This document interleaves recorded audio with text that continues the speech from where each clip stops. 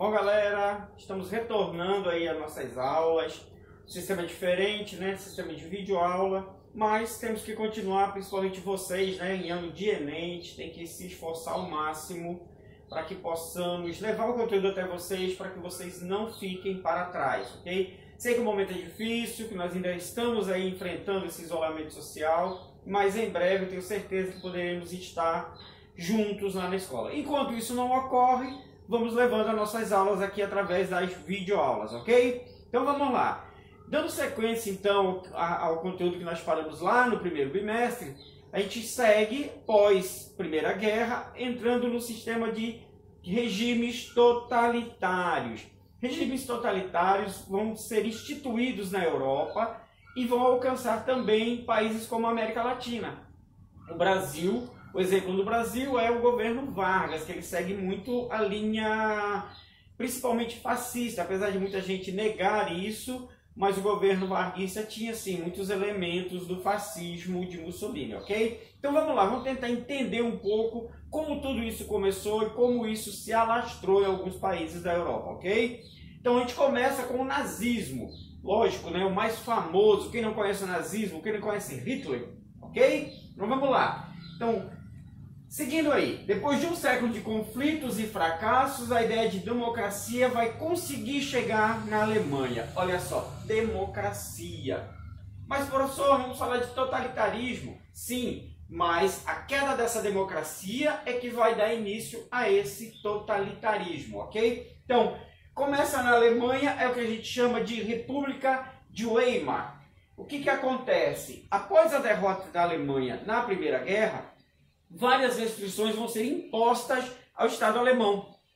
E, inclusive, o sistema de governo. Vocês lembram quando nós falamos lá atrás do imperialismo, das unificações tardias? Os povos germânicos, eles eram um império, era o Império Germânico, lá do Otto von Bismarck, lembram?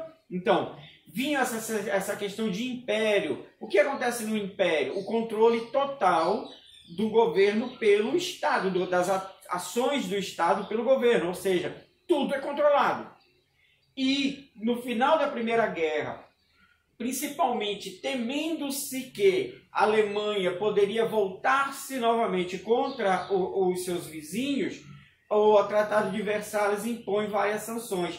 É o caminho para os democratas alemães instituírem o seu regime. Então começa aí o regime da República de Weimar. Vai ser criado a República, vai ser criada uma nova Constituição, a Constituição de Weimar, ok?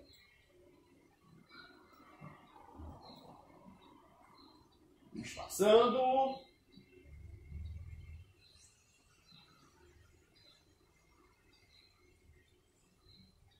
Opa, deu uma travadinha aqui. Vamos lá.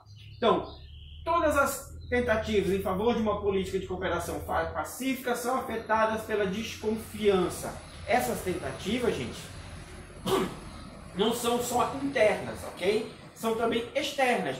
Os vizinhos ali, Inglaterra, França, a Bélgica, a própria Rússia, os países que estão ao redor da Alemanha não confiam muito de que vai haver uma interação pacífica com a Alemanha. Sempre tem o pezinho atrás, aguardando sempre que vai ter o quê? Uma nova tentativa de domínio alemão. Ok? Então, forte pressão, principalmente nas questões econômicas. E aí o seguinte, essa cooperação pacífica vai ter um problema também lá dentro. Por que vai ter um problema lá dentro? Vai ter essa questão dos democratas, mas vão surgir dentro da Alemanha grupos comunistas, remanescentes ou seguindo a ideologia russa, e vão ter também o famoso Partido dos Trabalhadores alemão, que é o Partido Nazista. Então vão ter grupos com ideologias políticas diferentes dentro da própria Alemanha. Então, a Alemanha, digamos assim, ela está num centro onde ela sofre pressões de desconfiança, tanto externas, ou seja, ela sofre pressões assim, dos seus vizinhos, tentando mantê-la quieta, e ela sofre pressões internas de partidos querendo explodir, querendo derrubar essa democracia, querendo voltar à supremacia estatal alemã, ok? Então, olha só aqui o que eu disse. Ó. Minoria favorável à democracia. O partido de centro-liberais. Esses são os que vão comandar essa república. Mas, contra isso, vai ter uma coalizão entre nazistas contra esse regime de Weimar. Nazistas e nacionalistas. Ok? Então, eu sou inimigo do cara ali, mas eu e ele temos o mesmo propósito, derrubar o Weimar. A gente se une, derruba o Weimar, depois a gente vê qual dos dois assume o poder. Entenderam? Então, vai ter essa pressão. Não há um consenso político dentro da Alemanha nesse período, ok? Então, o fracasso de Weimar, ele é resultado das fraquezas inerentes a essa primeira experiência alemã com democracia. Qual é essa fraqueza? Vai ser um governo muito liberal. Então, vai dar autonomia a empresas, vai dar uma abertura econômica. O que, para os outros políticos, ela é ruim, principalmente o nazista. O partido nazista, ele é contra esse liberalismo extremo. Ele é a favor, sim, do capitalismo, mas com o controle do Estado. Você tem tudo funcionando, a empresa é sua, mas eu controlo. Ah, você está fabricando demais, eu tenho o poder de intervir. Já nessa República de Weimar ficou muito livre. Os industriais, os donos das grandes empresas, que mantinham tudo, faziam tudo de acordo com o que queriam, ok? E aí vai começar o quê? Radicalismo. Radicalismo da esquerda e da direita limitava-se às tentativas de reformar o Estado e a sociedade diante da derrota militar e do colapso econômico. Então vão surgir pequenas revoluções dentro da Alemanha, desculpa. Ok? Então, a estrutura da Constituição de Weimar, ela também vai deixar brechas. Tem um artigo, se eu não me engano, o artigo 48 da Constituição de Weimar, que ela permitia que o seu presidente governasse através de decreto. Essa mesma brecha vai ser usada pelo partido nazista quando Hitler é eleito chanceler. Detalhe, ele é chanceler, mas ele não é o presidente. No período em que Hitler vai ser chanceler, ainda vai ter o presidente, ok? Mas as pressões nazistas vão acabar derrubando esse governo. Então, olha aqui, ó. A Constituição nunca foi popular, principalmente porque a nação alemã ela ainda sentia-se o sentimento do revanchismo. Eles ainda tinham aquela raiva de terem sido derrotados na Grande Guerra. E eles não viam com bons olhos essa liberdade econômica, essa tentativa de parcerias econômicas com França, com Inglaterra. Então o povo era muito dividido e a maioria contrária às ideias da República.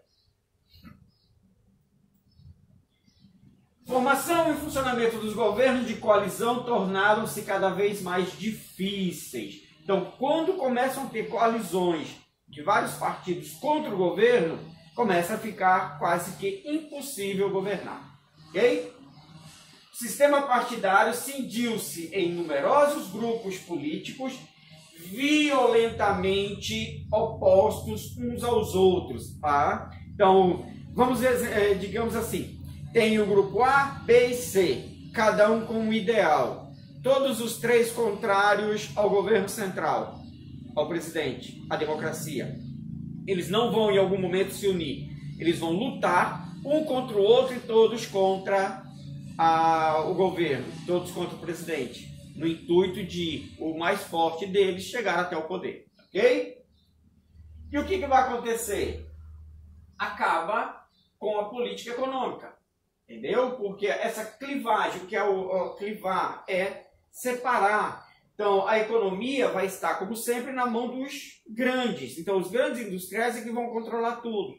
Os pequenos industriais, os pequenos comerciantes vão ficar um pouco aquém da economia. Então, vai ter problemas aí nisso também. E as questões religiosas, as ideologias religiosas também entram. Então, vão ser grupos, não só com diferenças nas ideologias políticas, como também nas questões sociais e religiosas, ok?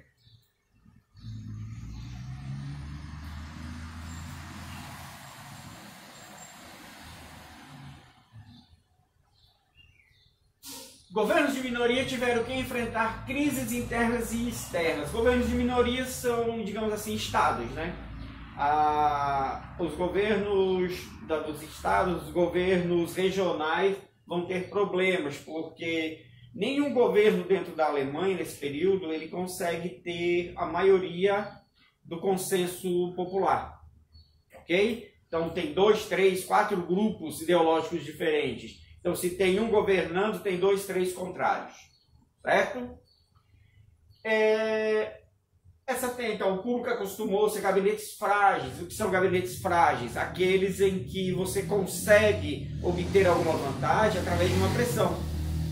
Se eu não tenho a maioria, eu tenho que conceder alguns benefícios aos meus inimigos no intuito de fazer com que eles não me ataquem.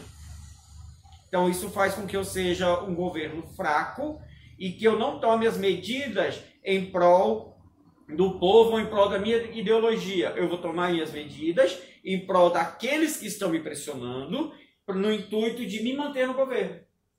E aí não funciona bem, principalmente a questão social. Essa tendência no sentido de governo presidenciais não partidários foi ainda mais incentivada pelos enormes poderes que a Constituição atribuía à presidência. Principalmente aquele que eu disse atrás, o artigo, se eu não me engano, mas eu tenho quase certeza que é 48, que deixa ele governar por decreto. A presidência, então, ela é uma espécie de substituto para uma monarquia autoritária herdida. Perdida por quê? Porque mesmo ele tendo o poder nas suas mãos, ele não consegue governar. As pressões são tantas que eles não sabem quais as melhores ações a se tomar em prol da nação.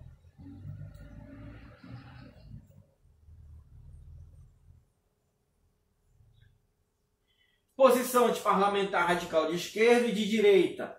Então, o que eles vão provocar aí? Vão provocar uma pressão dentro do legislativo, ok? Então, ele bloqueava a rotatividade constitucional, fazia com que sempre as mesmas pessoas estivessem no legislativo e sempre essas pessoas barrando algumas atitudes feitas pelo governo central, pelo presidente, ok?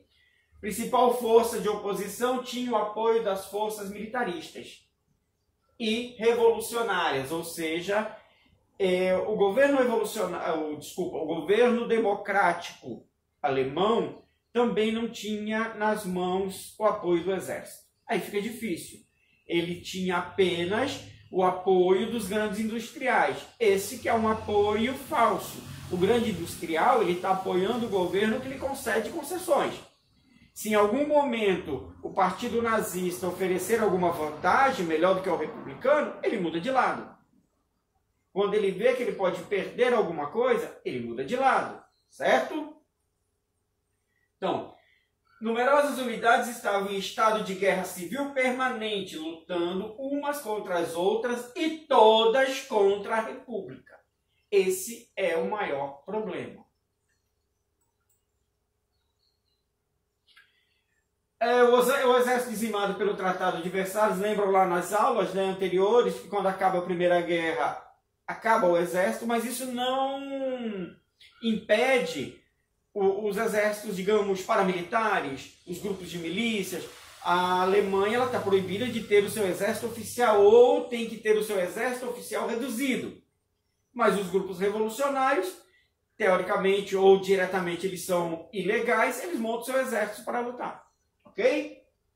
Então, como desde 1918 os governos houvessem seguidamente recorrido ao exército para preservar o Estado, o exército sentia-se como salvador da Alemanha. Detalhe, e o que sobrava do exército, eles ainda tinham em mente que eles tinham uma força e que qualquer problema eles poderiam intervir para garantir a ordem, ou seja, aplicar um golpe e assumir o poder. Então, estava tudo complicado. O período dessa República Alemã, ele é muito complicado. Ele, digamos assim, ele é uma bomba prestes a explodir a qualquer momento. Momento que eu digo explodir, de dentro para fora, atingindo os países que estão ao seu redor. Porque lá dentro as explosões, os conflitos são inerentes e são diretos. agravados à medida, favorecia o surgimento da ideologia antidemocrática. Muitos desses grupos, o que vai ser uma tendência nazista quando eles chegam ao poder, é a tendência do barrar o liberalismo. Eu estou dizendo barrar o liberalismo, não que eles são contra o capitalismo.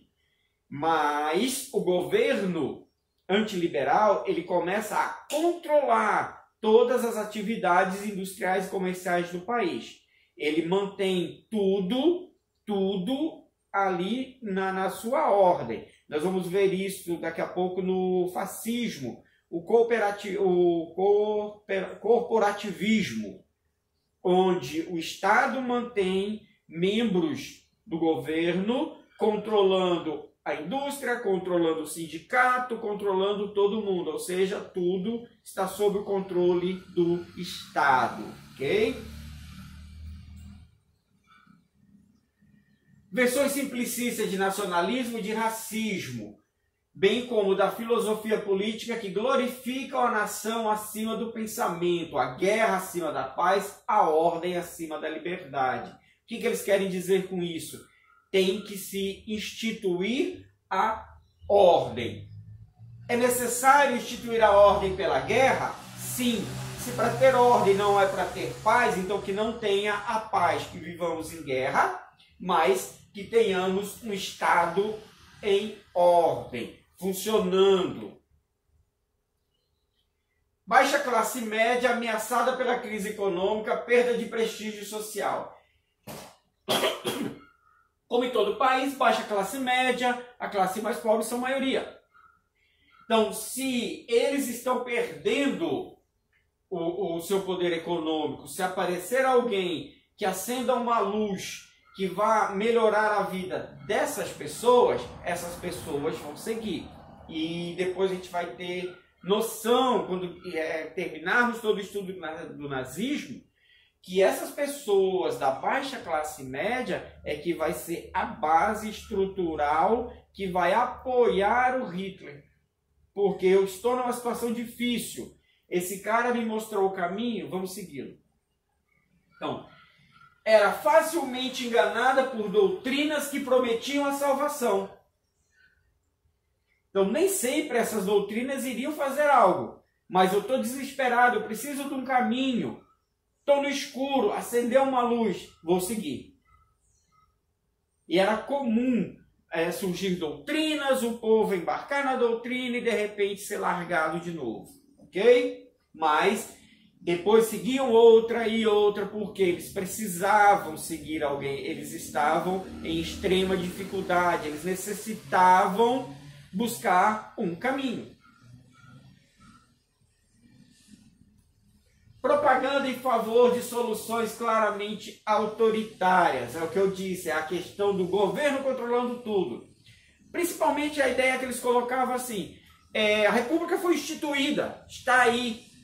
Mas a república não está trazendo nenhuma vantagem para a nossa nação. Pelo contrário, a nossa classe média está cada vez mais pobre. A nossa classe pobre está ficando miserável. A democracia não funciona. O liberalismo faz mal para a Alemanha. Então, esse era o discurso. O discurso de que somente um Estado forte poderia fazer a Alemanha voltar a crescer. Somente um Estado forte faria o povo alemão sair do sofrimento.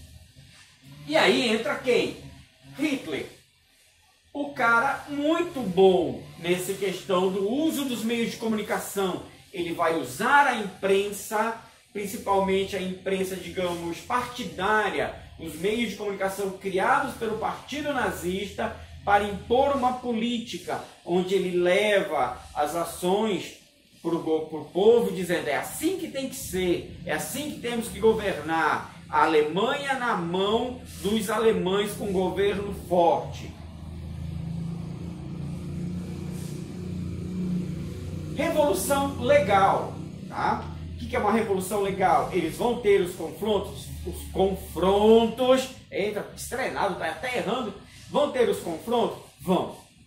Mas os membros do partido vão chegar ao poder através de eleições.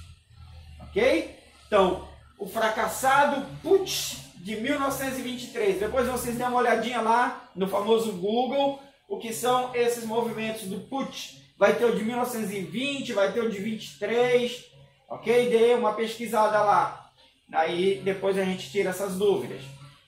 Fizeram a compreender que um ataque direto às instituições estava fadado ao fracasso. Então eu não poderia ficar aqui de fora atacando.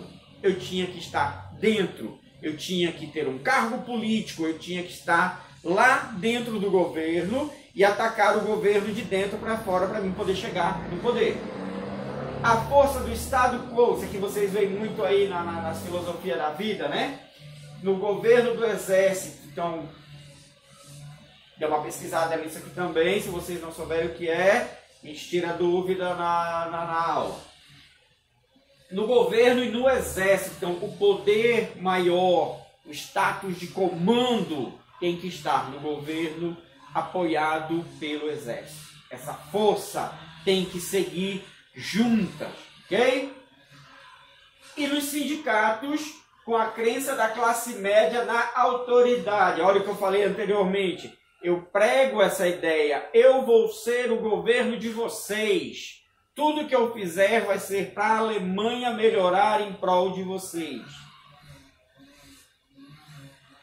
Obstáculo para qualquer golpe não disfarçado. O que é o golpe não disfarçado? Aquele que não é feito dentro da política, aquele que você não chega lá como o político bonzinho, aquilo que é comum, nós estamos muito acostumados com isso, os salvadores da pátria.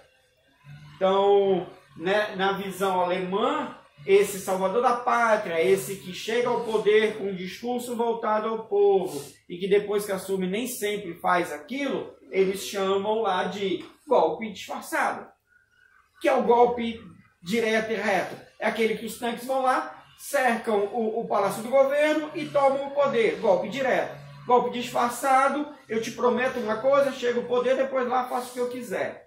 Mas eu cheguei lá legalmente. Te enganei, mas cheguei legalmente.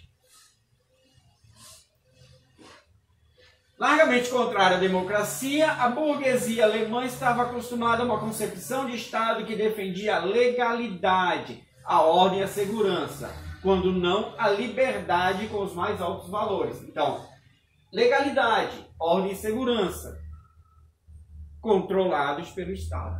A democracia para eles era falha, porque dava um excesso de liberdade, onde todos poderiam, teoricamente, tomar algumas atitudes sem o controle estatal. Por essa razão, a Revolução de 18, bem como os golpes de 1920, que é o Putsch-Knap, e o outro Putsch ali, que é o de 1923, falharam, tá? Tentativas de golpe direto. E aí, a partir de 25, Hitler consegue sistematicamente um processo legal, ou seja, ele vai ser eleito, ele já vai controlar os revolucionários nazistas. Nunca se esqueçam, tá, gente, que nazista, naquele período, era apenas um partido político alemão, ok? Toda essa mistificação que vai se criar em cima deles vão ser pós-governo, quando eles tomam atitudes racistas, antissemitistas, violentas, aí eles vão ficar estigmatizados como violentos e tudo mais. Mas antes eles eram apenas como um partido político. Então nós estamos tratando aqui, ainda nesse período, os nazistas apenas como um partido político tentando chegar ao poder, ok? Então, o partido nazista não consegue obter a maioria parlamentar, ou seja, ele não tem a maioria dos deputados. Mas ele vai ter quem? Hitler. Que ele vai usar o quê? A democracia, o artigo da Constituição Democrática, votando por decretos de emergência. Entenderam? Então, o que os democratas de Weimar fizeram, criando o artigo 48, que permitia com que eles governassem por decreto, vai facilitar o chanceler Hitler a votar por decreto, a governar por decreto também. Então, o que seria uma defesa democrática acaba virando também uma ferramenta de Hitler. Então vamos lá, dando sequência aí. Governando com decretos extras e antiparlamentares, ou seja, Hitler institui os seus decretos, as suas vontades, sem passar pelo parlamento. Ok? Então ele começa pouco a pouco instituindo sua política de governo, certo? E entre 32 e 33 ele exigiu persistentemente poderes para governar assim. Então cada vez mais Hitler vai governando através de decretos, certo? E aí ele vem criando essa legalidade dentro do seu governo, isso ainda como chanceler, tá? E ele vem abrindo caminho não como líder de uma coalizão parlamentar, mas como chefe de um governo minoritário. Ele não tem o poder dentro do legislativo, mas ele tem a força do seu partido nazista e tem a força de muitas pessoas, do povo, seguindo ele, ok? Então, com essa tomada de poder que Hitler começa aí, ele vem colocando realmente a sua opinião sobre a Constituição até que ele tira ela de vez, ok? Então, palavra de ordem da Revolução Nacional de Hitler dirigiu o regime presidencial até a aprovação do ato de 23 de março de 33, que liberou os nazistas da exigência de decretos presidenciais. Então, nenhum decreto instituído pelo presidente afetaria os nazistas. Então, pouco a pouco, ele começa dando forma ao seu golpe legal. Certo? Então, a tática de Hitler anticapitalista, percebam-se esse anticapitalista, entre aspas, do programa nazista, fora buscar apoio entre os industriais. Entenderam? Então, anticapitalista, professor, mas apoio dos industriais, como assim? Esse anticapitalismo dele é ante a abertura plena capitalista, ao liberalismo pleno, onde vários produtos entravam e saíam da Alemanha à revelia. Esse capitalismo dele é em prol dos industriais alemães. Então, com esse apoio, quem controlaria a produção e os capitais dos produtos alemães? As indústrias alemãs. Tá? Não teria abertura para empresas, digamos, de automóveis norte-americanas entrarem na Alemanha. Quem dominaria? As indústrias de automóveis alemãs. Claro, tudo controlado pelo governo. Tá? Formando uma aliança nacional de facções de extrema-direita. Dessa vez, porém, os conservadores não iriam controlá-lo e utilizá-lo como haviam feito em 23. Qual é o detalhe? Agora ele tem força. Ele cria essa coalizão entre os partidos de extrema-direita, tá? E agora, como ele já é um chanceler, como ele já é um político, como ele já tem poder, quem controla os industriais é ele, não os industriais controlando ele. Então, agora, Hitler é que controla a aliança. Uma vez que conquistara respeitabilidade e dinheiro junto aos conservadores.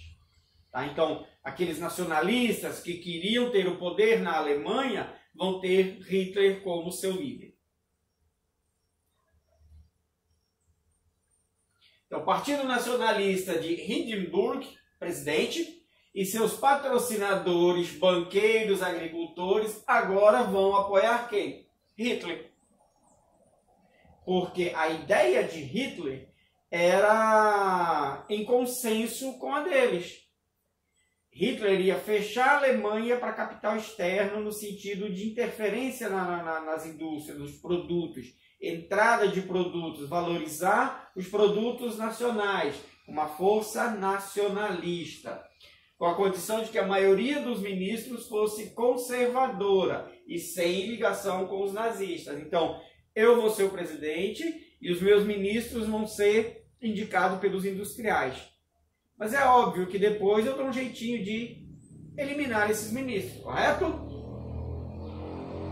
Então, vamos puxando aí agora, direto aqui, Alemanha de Hitler.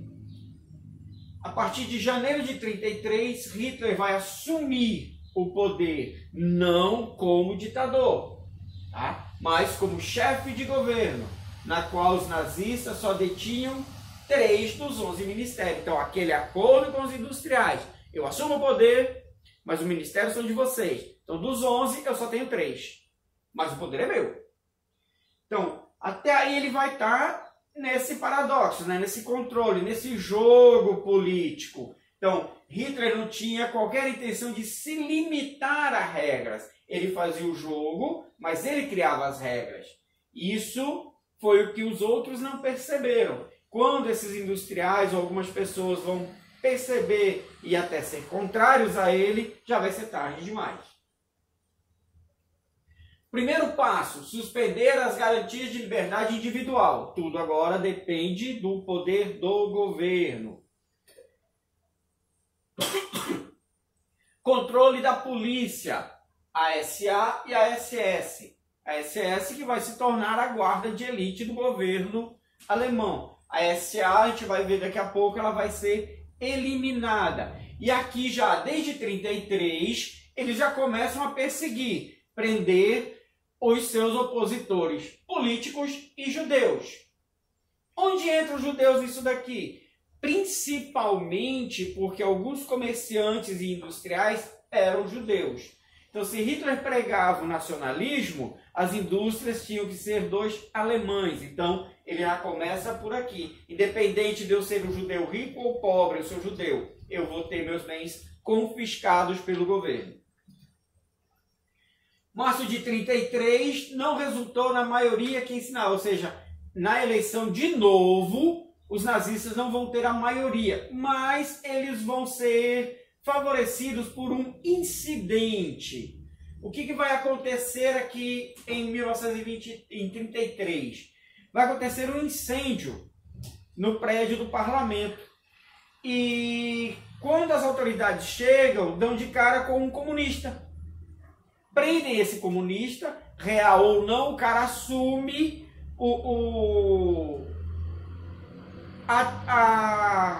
assume ser o autor do fato, do ato de queimar o parlamento.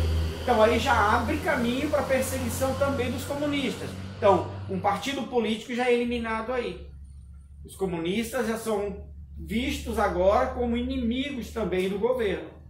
Ok? Então, ao eliminar os deputados comunistas, a maioria dos quais já se encontrava em campo de concentração. Então, quando esse comunista assume o ato pelo crime, ele condena todo o partido. Todos os comunistas são perseguidos e presos, e muitos levados para os famosos campos de concentração. Ok? Então, quando ele começa a pressionar os outros partidos começam a votar a favor dele. Então, em 23 de março, colocou a Constituição de lado, dando ao chanceler Hitler o poder de decretar leis sem aprovação do parlamento por 4 anos. Notem que Hitler, como chanceler, está mandando mais do que o presidente. Então, seguindo aí, ele vai conseguindo colocar a cada vez mais o seu plano em ação. Ou seja, qual o plano de Hitler? Assumir o governo total da Alemanha.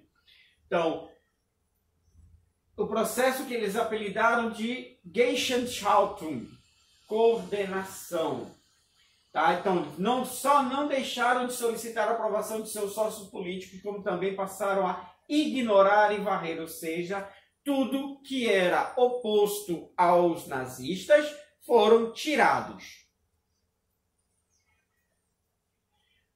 A era da Revolução Nazista, 3 frentes. Primeira frente, eles vão fazer o uso da autoridade legal para gerir os recursos do Estado. Qual é essa autoridade legal? Os decretos que o chanceler Hitler pode criar.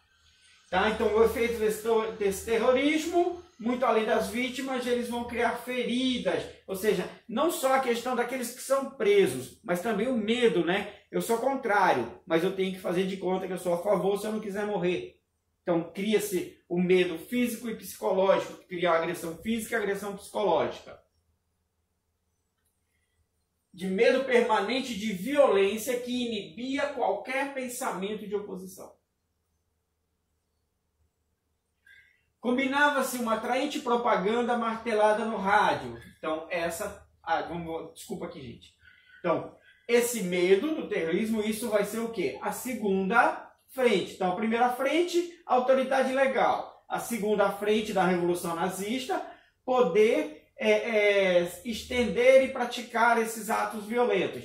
E a terceira frente, o quê? A propaganda. Os meios de comunicação voltados única e exclusivamente para enaltecer as atitudes do governo de Hitler, as suas medidas, tudo o que ele estava fazendo em prol da sociedade alemã. Então, essa propaganda constituía algo novo em política, impacto considerável sobre um povo sofrido durante 15 anos de um profundo sentimento de humilhação nacional. Então, eu começo a dizer para o povo, olha, eu estou fazendo, nós estamos melhorando. Isso começa a renascer dentro da população o sentimento de nacionalista, o orgulho de ser alemão. Então, a questão do vagão, a questão dos desempregados. Então, ó, a nação contava com 6 milhões de desempregados. Muitos desses desempregados eram funcionários até das Forças Armadas, ex-soldados. Em uma dessas ações, eles não admitiam limites que não procuravam evitar, mas, ao contrário, tudo fazia para explorar a surpresa e o impacto.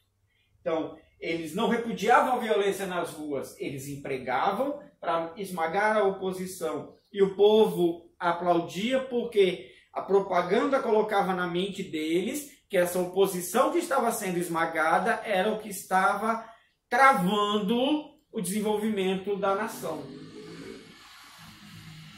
Repugnavam muitos, mas exerciam atração sobre outros setores, e aí especialmente na juventude.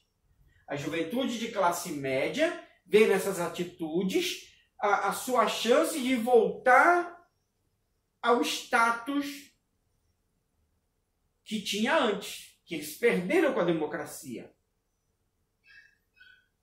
Então, o ano de 33, importantíssimo para o povo alemão, que tinha aí a esperança de um futuro melhor, que esses jovens iam poder voltar a trabalhar e a voltar a desenvolver as atividades comerciais ou de pequenas indústrias de seus pais ou de cargos dentro de empresas que iam fazer com que eles ocupassem novamente uma posição importante dentro da sociedade.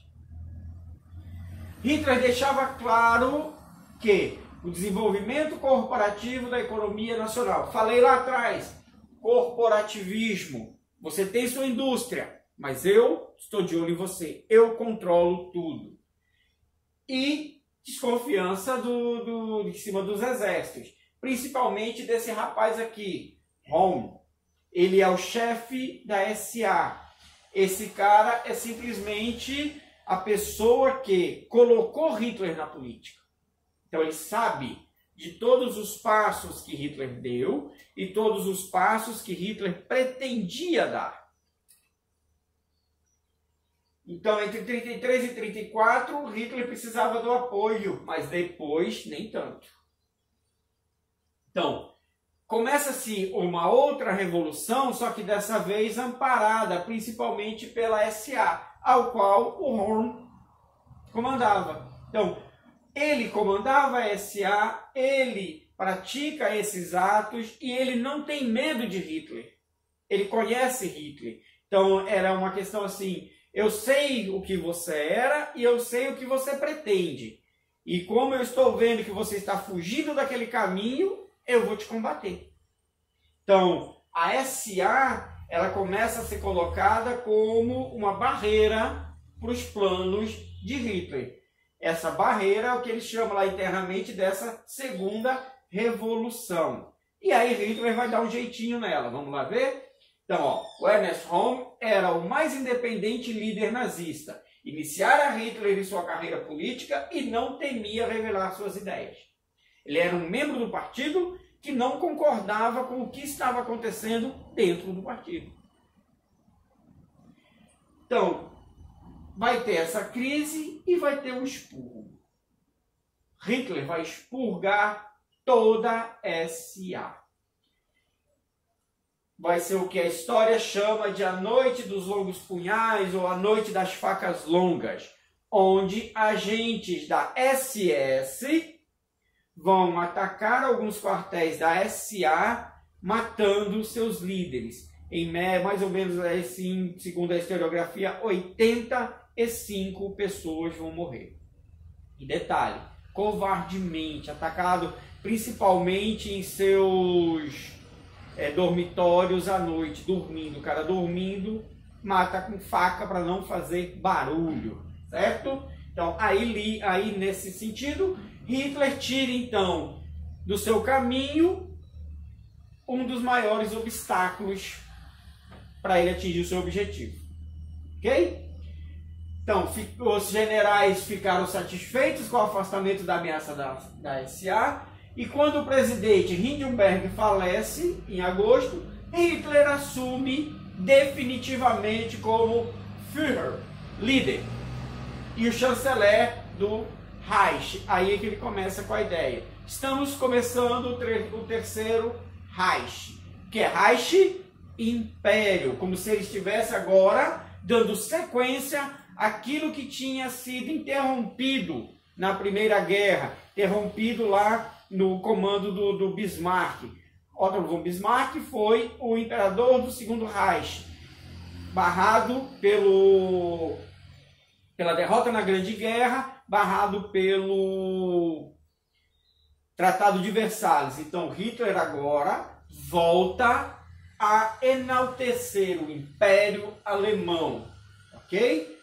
Repudiou a Segunda Revolução e de maneira radical acabou com ela. E aí vai começar a instituir definitivamente toda a sua linha de governo, todas as suas ideias, sem nenhuma barreira. Ele não tem mais o presidente, ele não tem mais a SA, ele não tem mais, digamos, ninguém dentro da Alemanha que se oponha a ele, até porque todos estão temendo. Se eu for seu opositor, eu posso ser morto, ok? Então, galera, é isso, a nossa primeira parte aí do nazismo, e na próxima aula a gente vai entrar direto no governo nazista, nas ações criadas e comandadas por Hitler, já como governo supremo, já como o Führer, o líder do terceiro Reich alemão. Beleza? Então até mais, galera.